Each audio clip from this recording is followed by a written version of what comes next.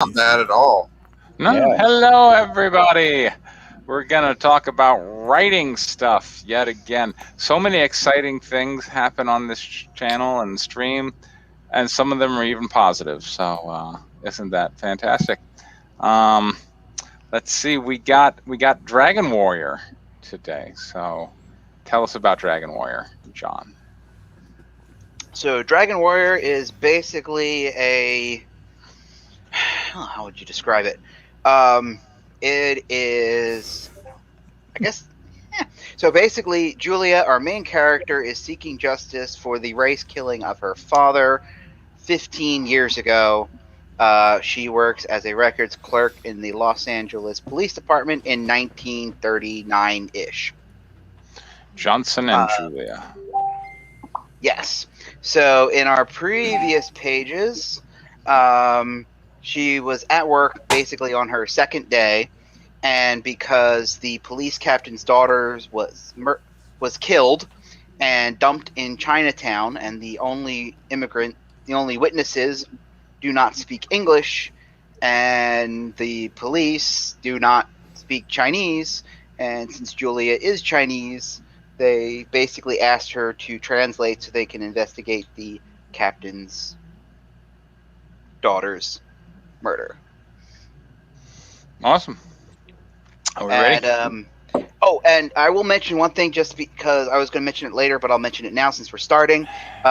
This section was originally 11 and a half pages. I cut a scene in the middle because nothing really happens except Julia talks to somebody and half the dialogue was in Chinese, so I kind of just cut it.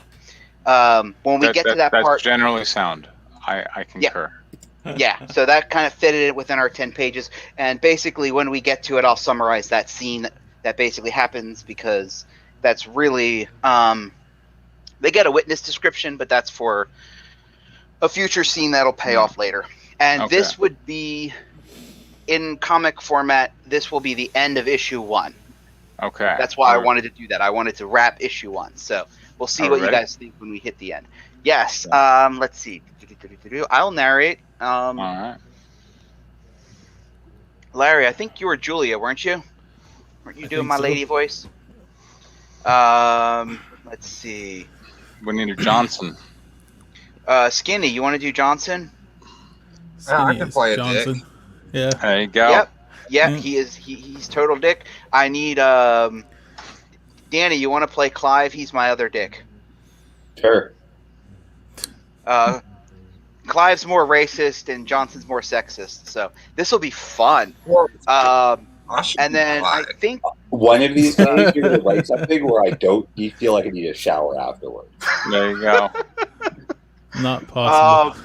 This one isn't too bad. This section won't be too bad. And Preston, why don't you do Jacob when he comes along? You got. And then I think so. Oh wait. We got Julia, Johnson, Jacob, Clive, and then Clive. All right. Yeah. It had to be one letter off. Clive feels a little left out, but okay. All right, go ahead. It's like Sesame Street. Yeah. All right. This writer's going to be brought to you by the letter J. It should be brought to you by the letter J. Oh man. All right. Which is very popular with the Chinese. It's anyway. Exterior police station day. Clive gets behind the wheel of the police car while Johnson and Julia get into the back. So, what do two police detectives need with a records clerk on her second day? Someone murdered Captain Hayward's daughter last night and dumped her body in Chinatown. We need a translator. I'll be happy to help in any way I can. I like your attitude.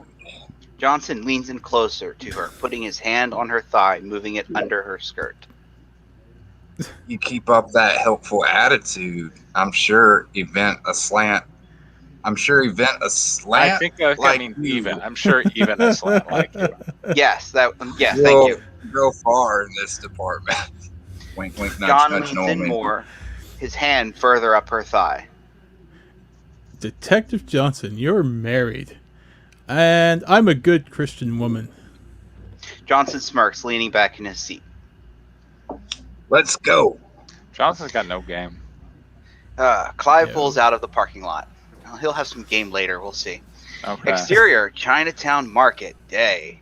The market is alive with activities. Butchers hold out live chickens as customers haggle for prices. A tailor shows off his finest Chinese silks. Clive parks on the side of the road. The three exit. Do you have a picture? Johnson hands Julia a school photo of Marie in a UCLA uniform. Thanks. Julia takes the photo, heads into the crowd. Johnson and Clive hang back. I think this game is actually going to be catch a lead. She better. If Hayward goes on the warpath, he'll burn the whole city down. Maybe these streets need a good cleansing. Johnson watches Julia. She talks to a cook mixing up some rice and vegetables in a wok. The cook appears cooperative until he sees Johnson and Clive, the former standing over 15 centimeters from everyone else in the crowd. Let's go. Johnson and Clive approach Julia. What did he see? Do you have any money? What? Money. Greenbacks. Little pieces of paper with George Washington's face on them. I know what money is. What for? You should buy us lunch. Preston, you can do the cook and you can practice your Chinese. Awesome. Johnson stares at her. He looks over at the cook who takes a sniff of what he's cooking. I'm not going to eat your slant food. Julia smiles brightly. Are you sure? It's really good. Johnson glares at her.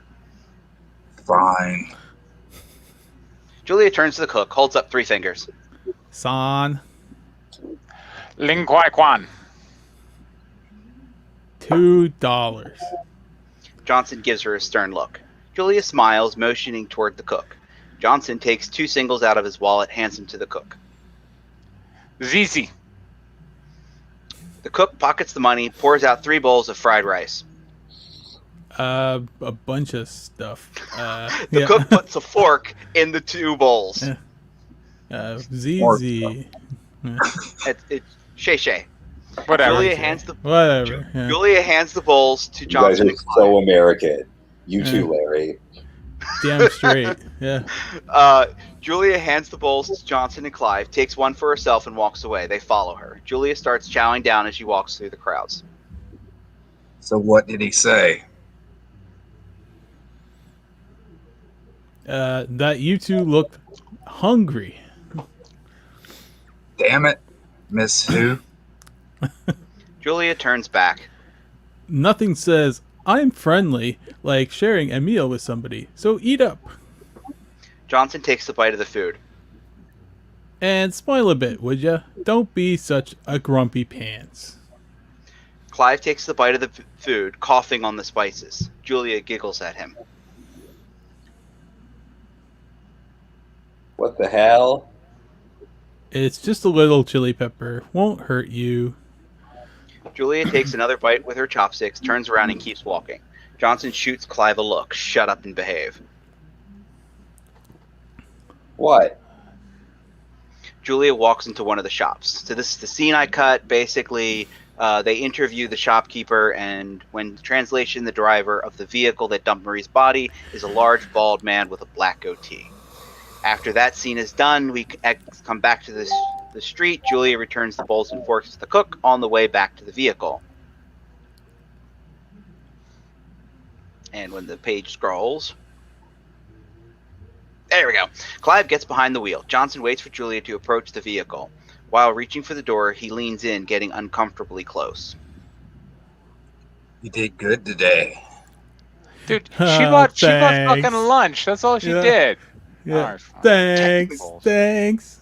Yeah. No, they have a description now, so that's going to... Oh, okay. All right. They have a witness. Yes, The witness gave a suspect description. So, Clive taps on the horn. Johnson opens the door for Julia. She gets in, and he gets in the front next to Clive. They pull away from the curb. Exterior police station. Clive pulls up in front of the police station, and Julia gets out. Thanks for lunch, by the way. She smiles and waves before racing back up the steps. Johnson watches her climb the steps, eyeing her movements. You got a thing for the slants now? Pussy's pussy. Jesus Christ.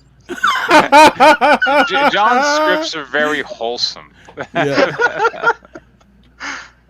And Let's actually, go tell that the word was captain invented in what many. we've learned. So it's not even. So it is actually time appropriate. Oh, I sure. looked that Yeah, up. Sure. Yes, next time. strangely, that doesn't make me feel better. Let's go tell the captain what we've learned. Five What pulls did away we from the learn? police station. And so what we have learned. Interior LAPD records. Julia returns to the center of the records maze as Jacob packs up his things. Hey, I'm back.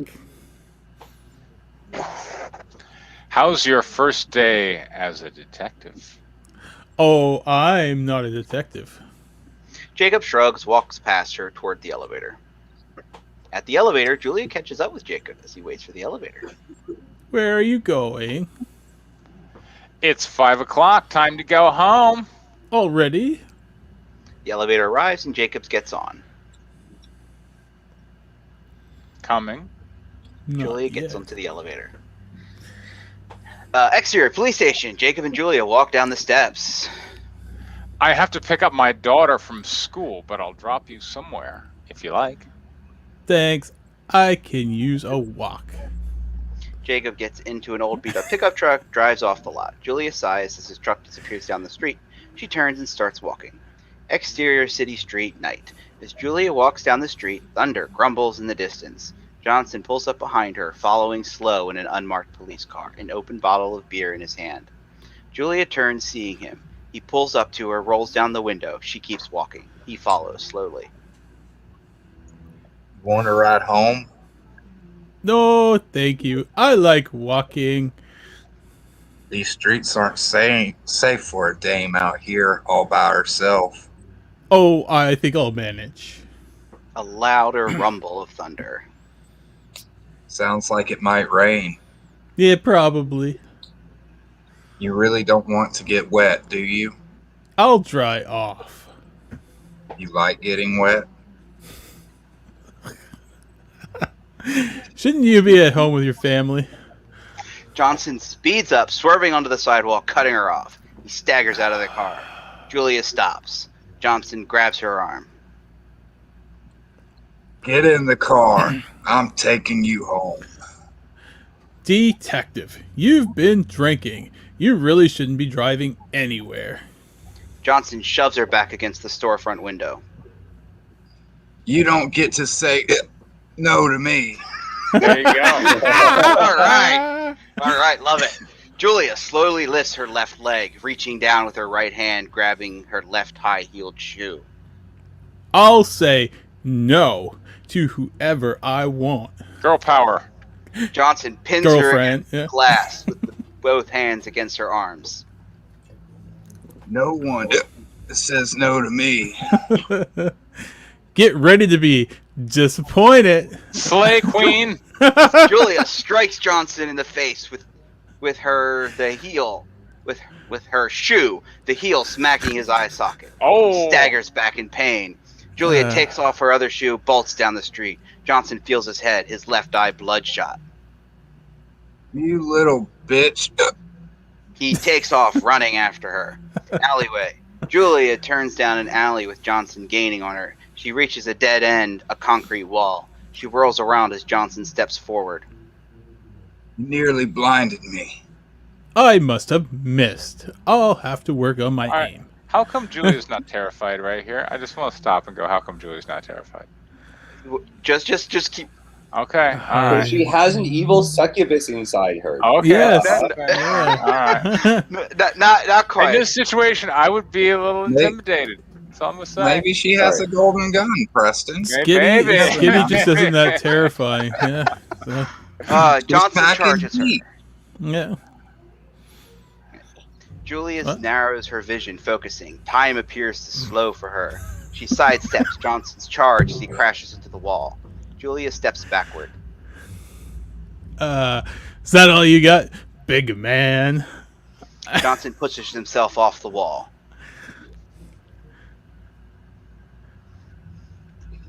You're gonna get it now. I'm going to split your pussy up in two. lightning flashes. The best part No. about this is Preston's face is on. The Yeah. Preston should be used to my writing style by now. Oh, no. After tonight, I don't think you'll be getting it up for anyone ever. Johnson closes Slay in, Queen. reaching out to grab her. Julia sidesteps, swats his arm away. Johnson swings a haymaker. Julia moves to the side. Johnson's fist slams into the concrete, shattering his bones. Shit! God damn it! You're not really good at this, are you? Julia backs up against another wall. Johnson closes in again. He swings a punch.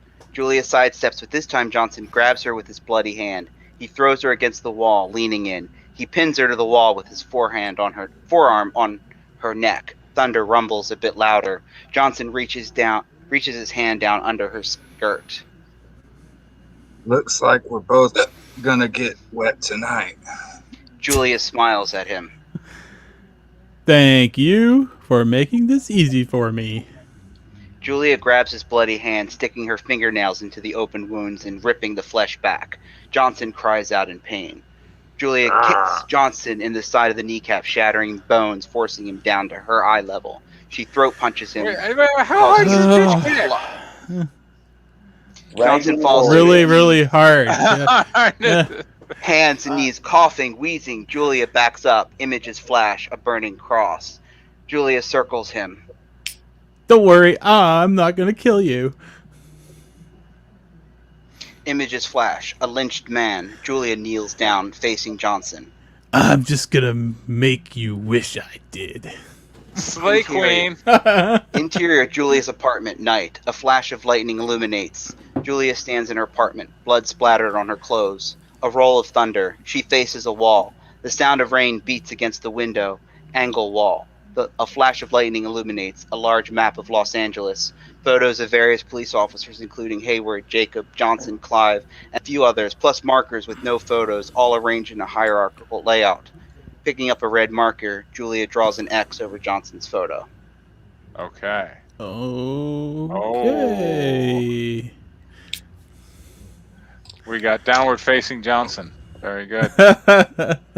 So did she rip my dick off, or? I guess yeah. so, He's yeah. clearly more powerful than the Johnson. Yeah. All right. Well, we had an action scene. We had some girl power, which is cool. She bought lunch and found a good description for the suspect. She actually made Johnson buy lunch. She didn't buy lunch. There you go. She is a archetype of feminist empowerment in a very patriarchal society. Two thumbs up. Woohoo. Yeah. Wow. Yeah. Oh god. Right. What exactly Larry. was the MGTOW red pill section of your server for? Yeah. Exactly? that was for that was for Molby. Molby. He's not around Yeah. anymore. Yeah. Oh. It's mostly for Moldy, yeah. Yeah, I should probably delete the damn thing now. All right, Larry. Yes. Positives. It was a story. It was. It had some, pacing issues did. and whatnot. Oh wait, we're doing positive. We're Sorry. doing positives. Yeah, Yes. sorry. It was an interesting fight scene at the end. Yeah, I'm gonna let somebody else go for now. All right, Savage. Well, as usual, John has his great ways with getting out the perverted side of his characters and stuff. He does. He It's does. always yes. very amusing and stuff. Yeah. Yeah. You know, eventually it's gonna go to the gutter at some point. Yeah. Yeah, I'm kind of now curious to see what happens when John tries to write something very wholesome and Yeah. friendly. Yeah, I want next week, John. I want you to write a kid's book. I want to see where that goes. Good lord. All right. Actually, don't come to think of it. Given what's going on, this is not gonna help. Okay. Trust me, I thought about it and I decided, Yeah. nah, maybe later. Maybe next year. Yeah. Maybe it'll be a project for next summer. Yeah. Mhm. All right, Savage. You got any other positives? Since I was a little late and stuff, I mean, I'm Skinny. kind of curious to see how the story's going to go. All right, cool. Skinny, what do you got? I like the racism, and the cheap lunch was only $2. The racism is A plus racism, yeah. Awesome. That was I mean, racist and sexist.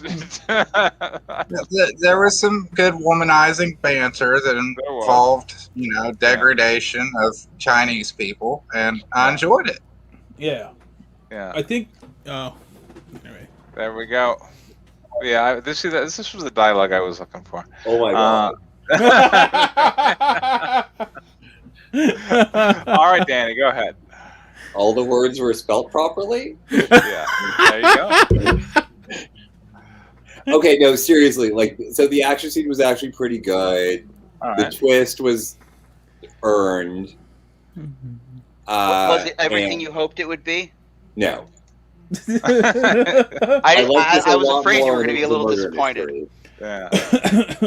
And not a violent Kill Bill style revenge story, but I'm taking what I can get here, which is there's a violent Kill Bill style revenge story that happens to encircle a very interesting murder mystery.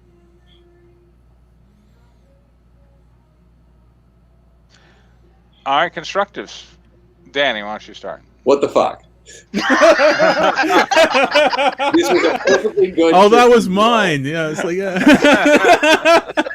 Larry, you get your own what the fuck, and Yeah, please, tone matters a lot here. Right. I was really excited for this as a procedural, although I understand that we're trying to build out Julia, and that's done very successfully. You've got a little bit too much violence on her end, although it's self-defense, to easily transition from there's a dead rich kid and there's a dead Chinese woman, what's the connection there, to, oh, right, she's actively investigating her father's murder and not merely passively doing so, which means you have a ton of balls to juggle, and this is a little bit too much, I think, at this stage for the reader and the introductions. It's a lot of balls. Yeah, you've got too many balls in your hands, man. Let go of some balls. Exactly. Balls are being ripped off. And your hands It's like, yeah. off the balls. It'll be better. Skinny. I'm going to start. I'm going to say you need to strengthen your repertoire of racial slurs. I Yes. agree. That was one of one of kind my of lean on suggestions. Flint a little too Yeah. much. There's a lot Flint of was other doing good all the words heavy you can lifting use. in this one. Well, Yeah, yeah. Well, that's because I just don't want certain words. I just don't want to use certain words. So Okay. Oh, For the come on. sake of I was- diversity, you got to diversify your slurs. Yes. Yeah, it's not Um, realistic if you use. I Very would odd also slurs. say that Julia being nonchalant, like when Mhm. Johnson's coming after her, Oh, even that's though bad. she knows he can kick Oh. her or she can kick his ass. Wow. It's How can she off-putting possibly know because- that? How can she know that? Is Well, she I the mean, dragon? she's got superpowers. She slowed Yeah. down time. Oh, okay, never mind. All right. she's basically Well, Crouching that's the Tiger, Hidden impression. Dragon. Oh, okay. Yeah. All right. So like, take take kung your- fu fighting.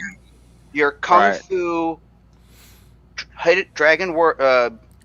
Crouching Tiger, Hidden Dragon character and Right. drop them into Okay. modern time. Go. That's basically enough. what her. At the very least, that kills your twist that she actually kicks ass. Mhm. I think you should have her pretend to be frightened to actually Yeah. lure him in that alleyway. Yeah, And then behind that. that's when you hit the reader with, oh shit, this bitch can actually fight back. Like, Yeah. She I- can do like she the just Trinity seemed a little crane. too- You know? Yeah. I will say seemed the a little use of the too shoes was really nonchalant. good. 'Cause, What were you saying, Right. Danny? It just occurred to me, like, the shoes were a good detail for that. It wasn't like, oh, she like kung fu's him. Like, it felt like a scrappy fight. So that does work with even the appearance of fear. Sorry, I'm going to let Skinny continue now.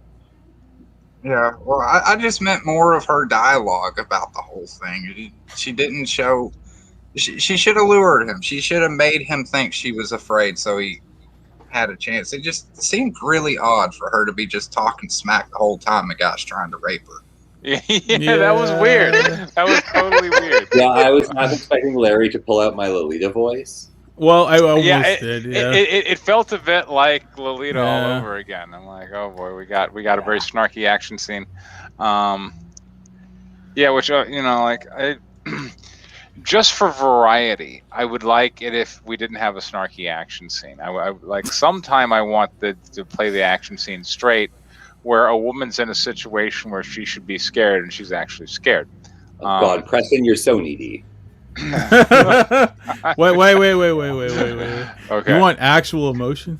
No, it's Yeah. like- I mean, And you truly, want like more every from the time in John's characters script, and the action on the page. yeah, Please. like every Oh, time in man. John's scripts, there's like a scene, and an observer to that scene would imagine putting themselves in that situation, and they would have an emotion, typically like fear. But John's character is always like, "This ain't shit." Yeah, So, yeah. you Well, know, to me, it was the part where he was in the car with her first, and he kind of like put his hand Yeah. on her thigh, and she just kind of like, you shouldn't do that. You're a married man. Right. She should at least like slapped him away or something like that, right? Like, right. Don't be doing that. I'm not interested in that, or something like that. One right? other Like, thing is, I'm not a fan of like actually having Chinese in it. I feel like you should just have the little asterisk or whatever, and it's like translated from Chinese or something. yeah. I might confuse the reader. I don't Right. like reading stuff I can't pronounce. That It's is true. But all right, so look, I got a question. If she's badass Dragon Warrior Princess, then and apparently she has designs on maybe doing bad things to him anyway, but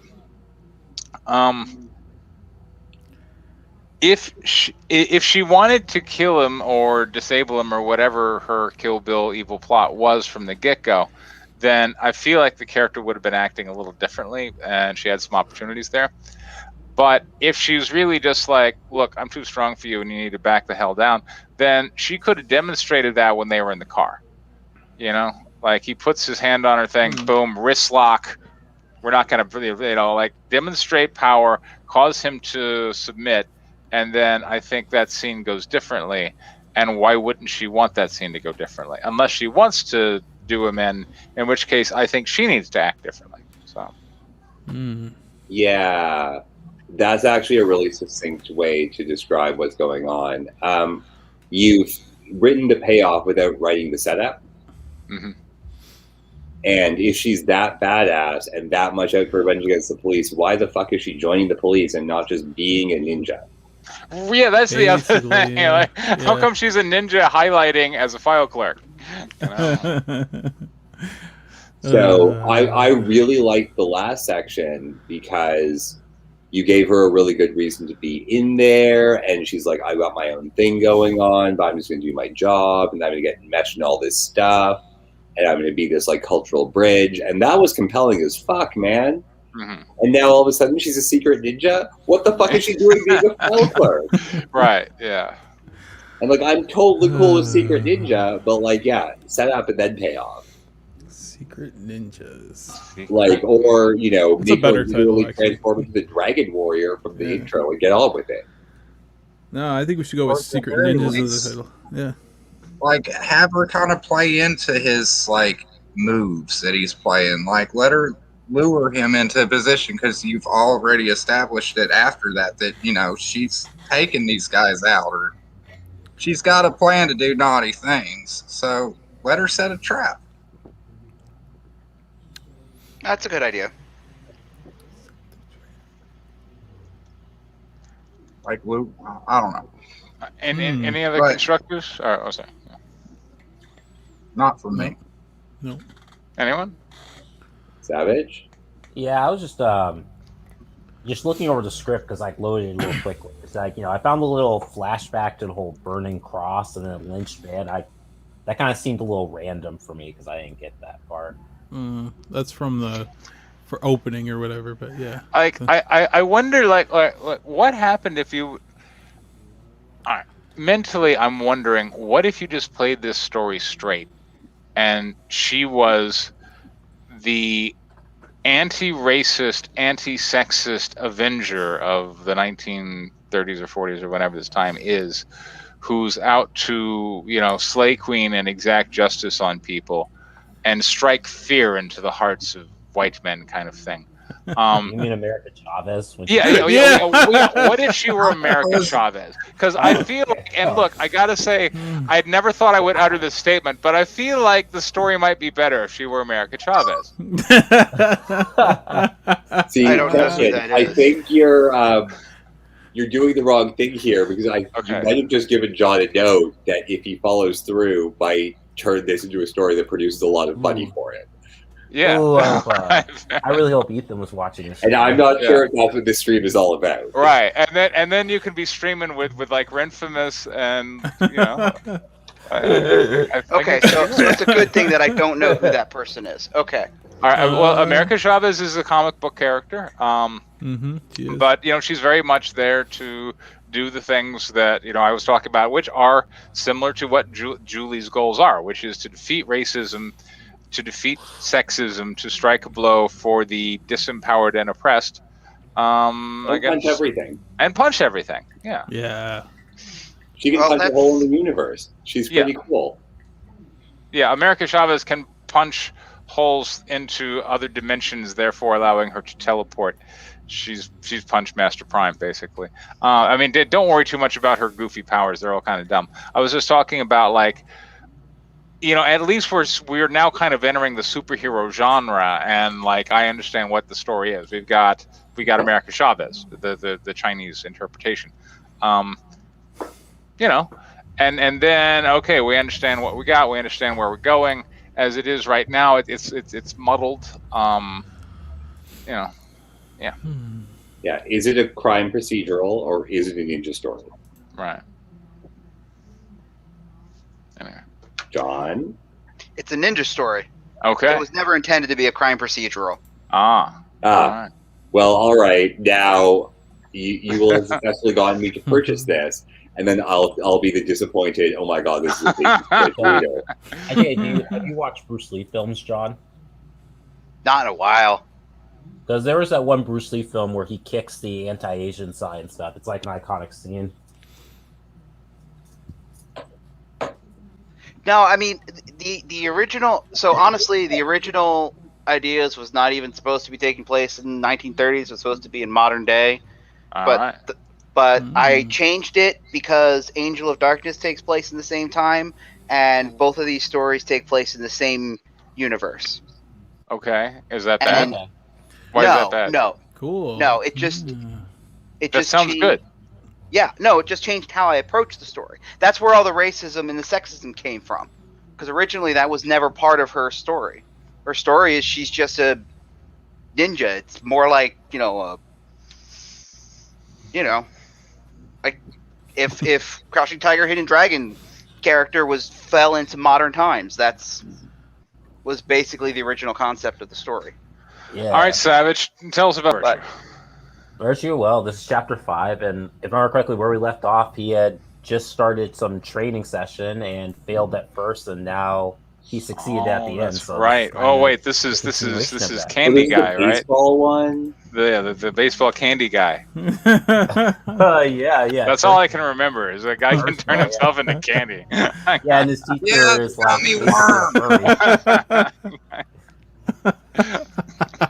yeah, and his teacher's And he's really popular with the ladies. He is, and right, the boys for that matter. Would you like to suck on my candy cane? All right. So, wait, I forgot. I didn't write this. Yeah. No, see, John, that line belongs in this. Yeah. So, do you need to give us any backstory for what's happened up till now? Oh, just like what I said, basically the last chapter he was starting his first training session, and this is kind of a continuation of that after he succeeded with the first trial. All right. Okay. Who's reading what? All right. I guess John could narrate, and you guys can decide amongst yourselves who you want. John, did you want to narrate? Because I did just volunteer. Yeah, that's fine. Okay. All right, so we'll just get started then. All right, page 1, panel 1. Duck smiles as he holds his fist up at chest level. Who was that? I did it. There we go. Oh. Panel 2, Mr. Hardy gives Duck a bored, an unimpressed look. I wasn't that impressed, and the ball didn't fly nearly as far jobs earlier. Panel 3, Duck's face goes red with embarrassment. By the way, Savage, I want to stop and say we no passives so far, and good job. Thank you. He's so blunt. Panel 4, Mr. Hardy looks over at the students with his trademark intense stare. Even if I give you all second chances, it still won't change my opinion on you. You have to work hard to change my mind. Yes, sir. Yes, sir. Yes, sir. Panel 5, Duck and Alice Hemington are crouched down on the track. We hit a passive. It was a little bump. Wow. I'm also wondering why Alice is the only person with the last name. Duck Well, and everyone Alice has the last name Hemington except for our protagonist. I remember that from last time. Yeah. Mm. are crouched down on the track in the sprinting stance. Caption, the 100-meter dash. Get set. Panel 6, Duck looks indeterminately ahead. Page 2, panel 1, Duck and Alice take off down the track at incredible speeds. Go. Panel 2, Duck is a blur as his streams of powerful air currents push him forward at incredible speeds. Panel 3, Duck wait, crosses... hold up. What up? Savage. We're going into passive town here. I'm not liking this. Come on. Panel 3. Panel 3, Duck crosses the finish line first with Alice not very far behind. Panel 4, Duck skids to a halt. Panel 5, Duck stares at Alice bewildered. She's really fast. Panel 6, Alice rolls her eyes at Duck. Try to remember that you're not the only one here with great powers. I won the race. Great powers. Bitch. There you go. Yeah. Page 3, panel 1, Herschel and Isaiah are at the start line ready to go. Go.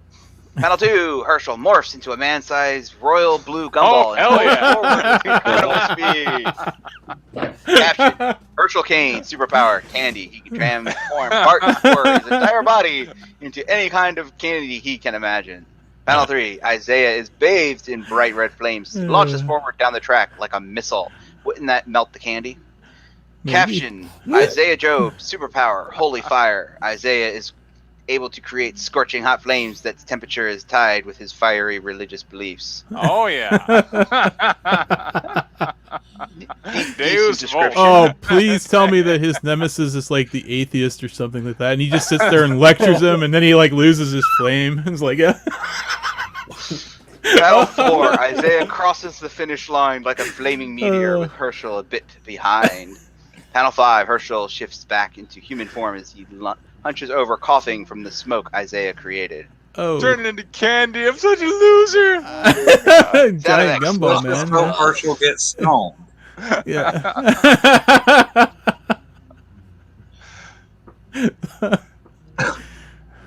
Well, at least I was able to come not too far behind our superstar here. That's what she said. Panel 6, Isaiah glares angrily at Herschel.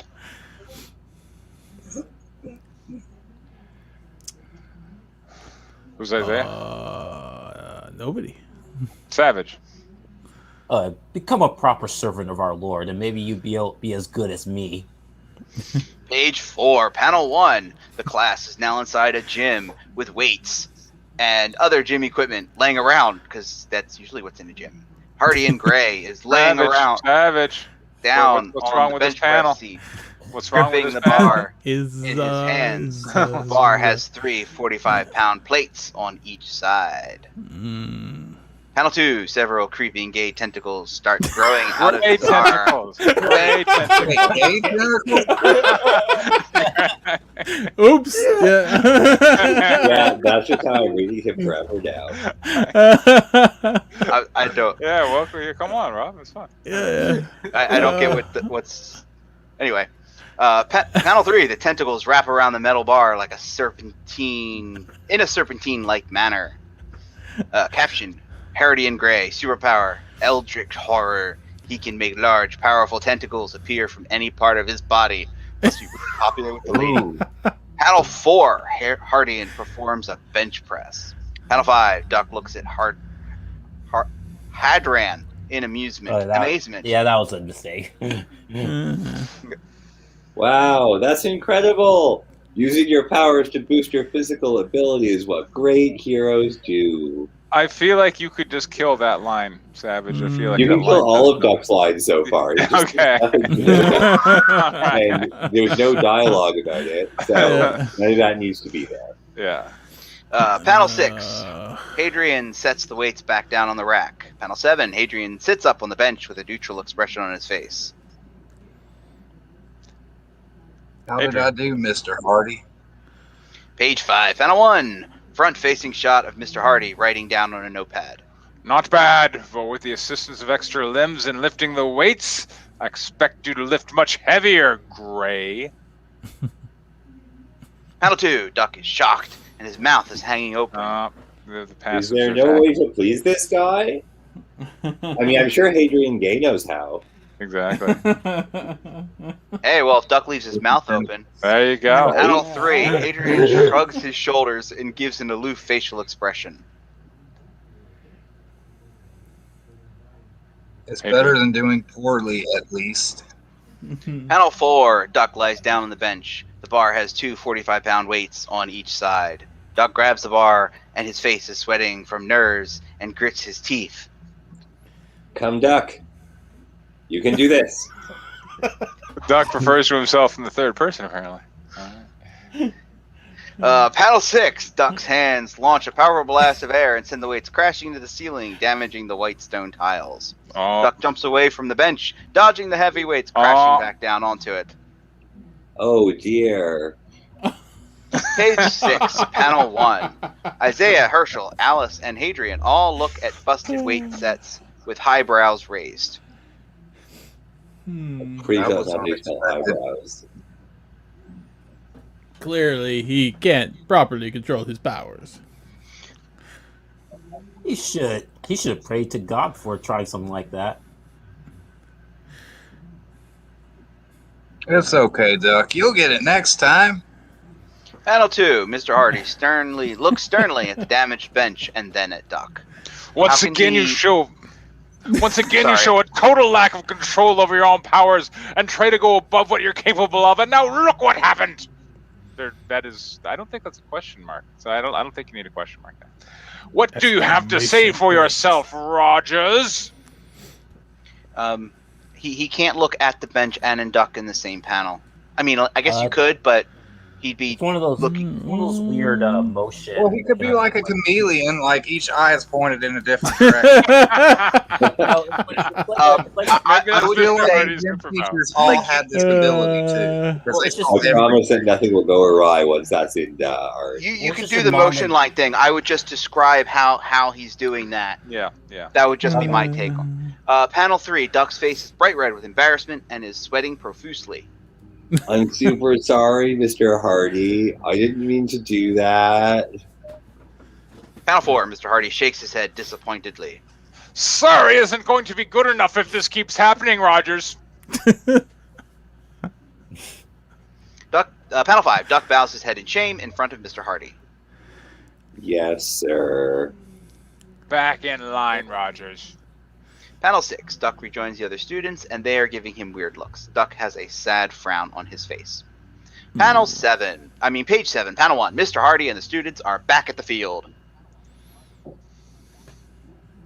Well, other than the mistakes by Rogers, this first class went okay.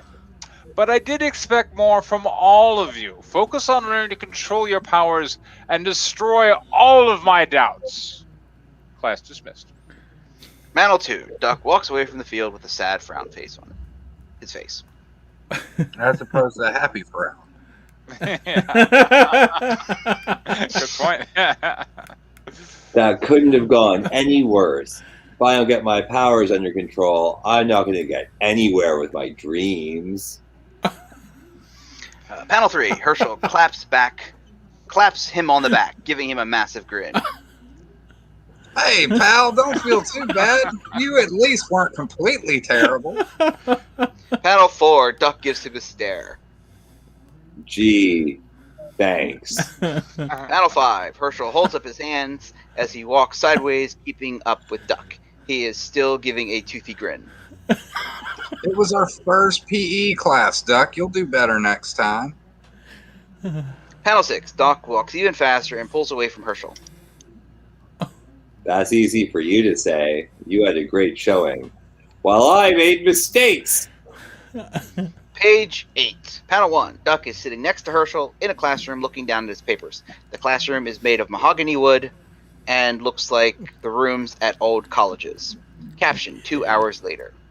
Panel 2. A slender man is wearing slacks and a navy blue button top named Frederick Mason stands in front of the class. Caption, history teacher, Professor Mason. Now, class, can anyone tell me the date for the ratification of the Equal Rights Act? Panel 3, several students raise their hands up. Both Duck and Herschel have their hands down. Panel 4, Professor Mason points to Alice. Mason. Oh, no, that's right. That is me. Oh, you there, Miss Hemington. Panel 5, Alice has a calm expression on her face. The Equal Rights Act was passed on July 7th, 1919, and went into effect at the beginning of January the next year. Yeah. Panel 6, Professor Mason smiles at Alice. That is correct. Very good, Miss Hemington. Now, can you tell me the origin of the Equal Rights Act? Panel 9. Page 9, panel 1. Alice smiles back at someone glad to have the chance to show their smarts. The Equal Rights Act came in about after the end of World War I, when the metahumans went public to fight in the war. Panel 2. Flashback? Is that what that is? Yep. Yep. Yeah, that's Flashback. Yep. U.S. President Teddy Roosevelt is riding a horse with scores of mounted men armed with sabers and guns. Teddy's sword is glowing brightly with energy. Several of the other riders have various elements Savage. and Teddy's energy sword. resonating off of them. Teddy's sword glows brightly with energy. There you go. Caption, Yeah. Alice. Theodore Roosevelt, who had formed the first group of metahumans called the Rough Riders, was one of the brains behind the Equality Act. Panel 3. Professor Mason claps his hands together with a bright smile. Great answer, Miss Hemington. I can tell that you pay attention in history. Panel 4. Duck and Herschel both snicker. Looks like Professor Mason has a favorite student. Well, she isn't a bad looker. Duck's an asshole. Wow. I'm just glad this isn't my script. Panel 5. Professor Mason glares at them. Panel 6. Duck and Herschel both gulp simultaneously. Sound effects. Gulp. Oh, Page 10. Panel 1. Professor Mason stands over them, staring angrily at them. Since you seem eager to speak, Rogers, tell them, what did President Roosevelt sign into law our nation's meritocratic immigration policy? Yeah, winded. Panel talk. Panel 2. Duck begins to sweat and his face goes embarrassingly red. I don't know. Panel 3. Professor Mason crosses his arms and gives him a stern look. A pity, Rogers. Maybe next time focus on the subject at hand instead of obnoxious conversation.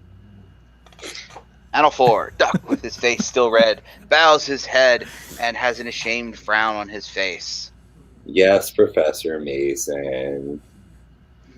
Panel 5. Professor Mason turns his head to glare at Herschel. Herschel has a half smile on his face and a cartoonishly large drop of sweat dripping down the side of his head. Oh, am I? Wait. Yeah, that's you. Okay. And don't think that you're off the hook so easily, Kane. Any more shenanigans and I'll have both of you doing extra studying for a whole week, understand? Panel 6. Both Duck and Herschel nod their head vigorously at Professor Mason. Yes, Professor Professor Mason. Mason. Panel 7. Duck and Herschel slouch over their desks and give sad faces. They have a shared thought balloon. They I do. really hate the teachers at this school. Yeah. Me too, buddy. They suck. All right, there we go. Uh, We had Candy, we had bench pressing, we had Eldritch Arms, we had authoritarian figures, we had discussions of the Equal Rights Amendment, which I know Savage is a huge fan of. So that was cool. You got to work that in the story. I don't know what more you could want from the version of My Hero Academia with a guy who can turn into candy. I mean, come on. I mean, yeah. I can think of a few things. All right. I can think of a few Well, things too, we'll but- get to constructives here in a minute. Okay, Larry, go ahead. It's very interesting. You've got a lot of really crazy powers going on, which is good for visuals and stuff like that. So, be very interesting to see what the panels look like and what kind of art style you go with for this and stuff like that. So, I think it could be a good school day sort of book, which you don't really see a lot of over here. There's a lot in Japan and stuff like that. So, yeah. Japan, yeah. Yeah. The pacing was fine. All the scenes were in the right order. All of the actions were in the right order. You definitely have the beats right for this kind of story.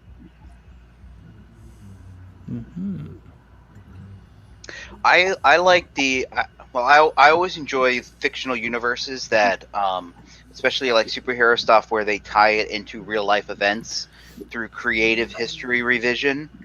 So I thought that was pretty cool, the whole Rough Riders thing, Teddy Roosevelt. I always find that kind of interesting. It kind of helps to make your fictional world feel more realistic when you can connect when you can kind of tie in real world events with your historical fiction. So I always find that interesting to see how people do that kind of stuff. I think it's kind of cool. So that really jumped out at me.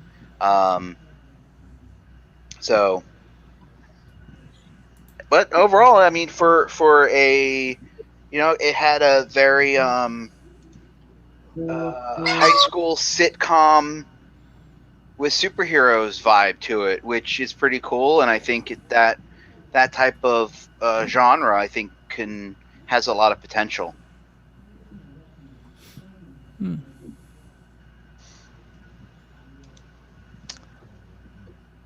Skinny. Oh, yeah. I think this would be a great kids book, man.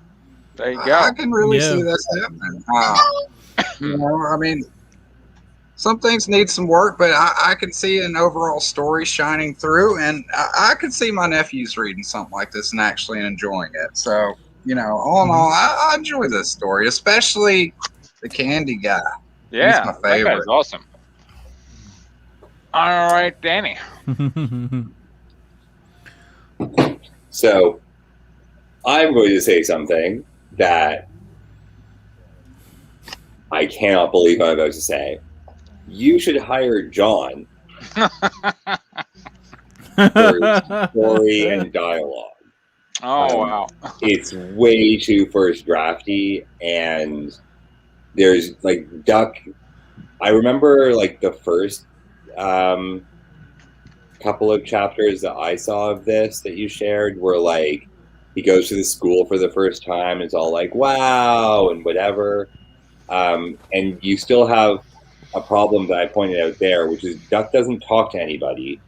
None of the other very few of the other students have anything to do or say or interact with him in any way, and most of his dialogue happens through thought balloons. He's a character alone in this universe being tortured by these teachers he's just met. And his goal is completely irrelevant because you don't see how he reacts in discourse with anybody. And John could actually really help you revise that to something that's got interpersonal tension with strangers. He's really good at writing that. There you go. Can't go very far while writing that. I'm sure you could keep him from his worst instincts. Yeah. But It's a actually, kid's story. What could go wrong? no, like this story actually needs someone like John coming to be like, can we just have the characters be characters and have something to say and have different voices? And John, you're really good at that. Thank you. And I don't have time to offer that. And yeah, it's really necessary. Like Herschel and Duck sharing the same thought balloon was like that was it for me. It was just like there's got to be something to distinguish these two people. Aside from the fact that one of them can turn into candy and the other one farts really well. There you go. I'd like to add into that, like the scene after Duck fucks up with the weights when he's talking to Herschel. Like, you could easily have Herschel be like a good friend too, and like morph his fucking hand in some candy and be like, "Hey, bro, you want some fucking gummy worms?" He's like munching on himself. God damn It'll it, add Skinny. more to his character. That's what I was gonna. It say. actually Yeah. Why are That they would, I that? mean, now, does he regrow his gummy worm fingers if he's munching on them? Like, how does that? See, I mean, I'd imagine when- so. when I write superhero stories, I get way too. Well, I try to create rules, and I don't know if you've done this, so forgive me if you haven't. I'll stop. But when I write superhero stories, I think about what their power sets are, and what their abilities are, their strengths and their weaknesses, and I make sure, and I try to think about anything and everything, and I think about everything, like every comic book and movie critic on YouTube says about every superhero movie or comic book that they critique. And I think about all of that, and I try to ask those same questions about my characters over and over and over again. What is the world? What are the rules for the universe that they live in? What exists? What doesn't exist? What are their abilities? And I then try to keep my characters in those rules, and I don't break those rules. I force my characters to actually abide by those rules, whatever they happen to be. So again, as I said, this guy turning into candy. Well, what does that mean? What does that mean that he turns into candy? Does he actually turn into a sugary substance? If he does, well, how does sugar react to the world? Like, even my comment when the fire guy runs by him and he's a gummy bear. If you put a blowtorch next to a gummy ball or a whatever it is, it's going to melt. So are there rules to this? Does he just look like he's a gumdrop, or is he actually a gumdrop? If he is a gummy ants. Right, like, does he attract ants? Is he edible? Like, because I think if you understand those kinds of abilities that they have, then you can kind of play on them, because then if it's like, okay, well, if somebody does take a bite out of them, can he actually turn his fingers into gummy worms and eat them? Okay, so if he can do that, then will they regrow? Well, how do they regrow? Just all these kind of things to think about. And I think that might be a little too much for a kid's book, though. Yeah, a little bit too much. it doesn't. You don't have.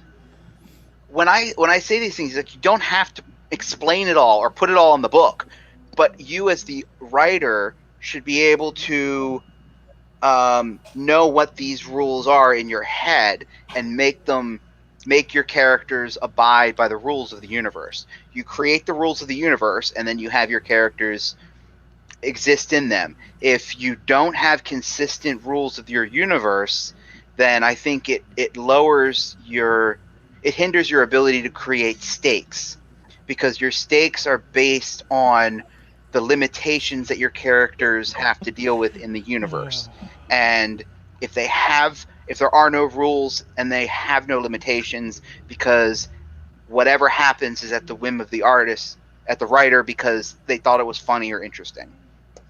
So that was really not what I wanted to say. What I really was going to say was, Okay. I'm not a huge fan of your protagonist. Duck seems like a very boring character. his powers are interesting, and I think going back to my earlier thing about powers and the way they're built, I think his are actually built. I think you spent a lot of time building his powers and abilities and setting the world up on them. And I know we talked a lot about what his abilities are, so I think you have all of that set up for his powers. But him as a character, because he's so down on himself and because he doesn't really do anything, I just he's just I don't find him very interesting or compelling as a character. But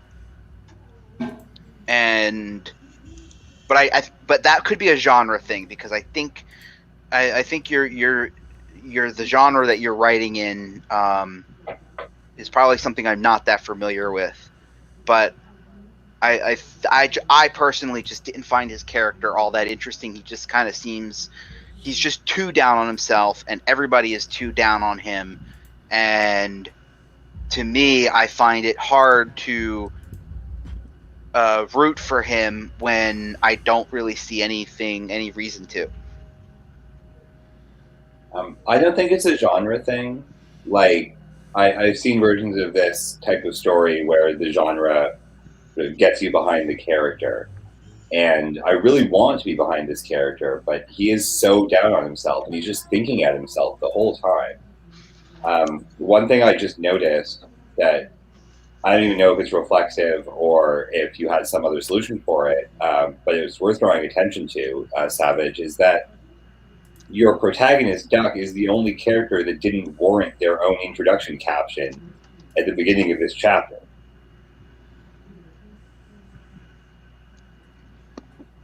Oh, like, what exactly do you mean by that?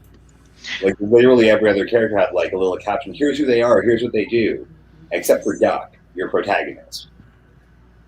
Yes, that's true. He did it before, I think, right?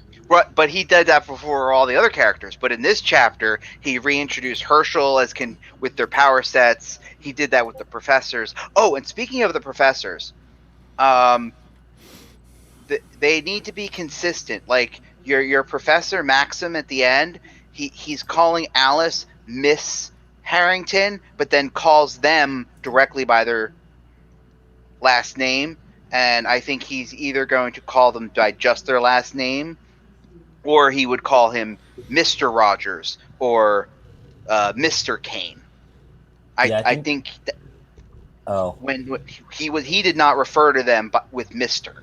I know gym teachers tend to do it like military style, or at least when I had gym, that was the way my gym teacher always he called us by our last name. That was it. Like I was Lamont, and that was like, Lamont, go do that. Lamont, give me 20 push-ups. But the other, so I can see that with him. The other guy, the history professor, though, I think he would be more like Mr., Miss Harrington, Mr. Kane, Mr. Rogers. So that I did notice that. I don't know if that was intentional or not, or if you just forgot to type it in. I think what I was going for was basically thinking that by referring to them in that fashion, it sounded more stern or more angry. Definitely. Compared to just going with the Mr. I think you could still do Mr. Rogers. I don't know. Oh, yeah, that's definitely a thing.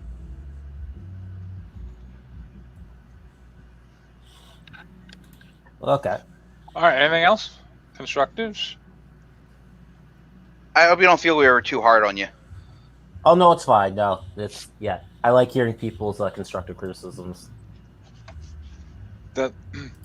And that's awesome, Savage. That is what will make you better. Yeah, I just gotta make sure that the action descriptions are up to your par, Preston. Just every time you see "is," get rid of it. Is, are, has, is has. Okay. Yeah. Okay. Wow. Yeah, I think it's just my book writing stuff kind of getting in there and stuff. Well, when you're writing a book, should be active voice. Yeah. You really should not be using passive at all. Passive should be used sparingly and only if you absolutely have to for like a description or something. Right. Go back to JR. the walls are white. You know, That's boring. they are going to be white. The walls cannot actively be white. I mean, you can say the white wall, but you know, it all depends on how you're going to use it. You know, but in almost all cases, there's pretty much a way around it. Okay. So, All but it right. wasn't too bad. There was only a couple of them in there. There were a few. It wasn't a major thing. All right. Well, we only had 2 scripts this week. I've been busy doing other stuff, but next week I hope to bring back some fantasy pages, and we can get back and find out what happens at the very end of Palace of the Golden Princess. So It has been so long since there's been an attempted rape. Yeah, exactly. Yeah. If I don't know sit down and what write quickly. this stream does with that one. You don't know what? I don't know how this stream will operate if there isn't one in any given week. Well, so it's good that Preston's bringing it this time. Isn't given one what? An attempted rape rape. scene? Yeah. Oh, We had one today, yeah. so it hasn't been that I long. was drawing attention to the fact there seems to be one every week these days, but we like rape.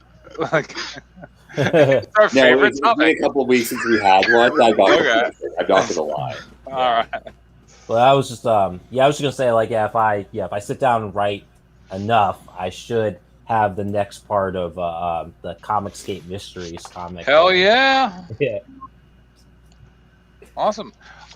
And next week will certainly be an interesting week to present that. So I look forward to it. Yeah. All right, everybody. Well, thanks for tuning in. Thanks so much for the scripts. I will see everyone next week. Thank you. All right. Okay. Bye. Yeah. Bye. Fun.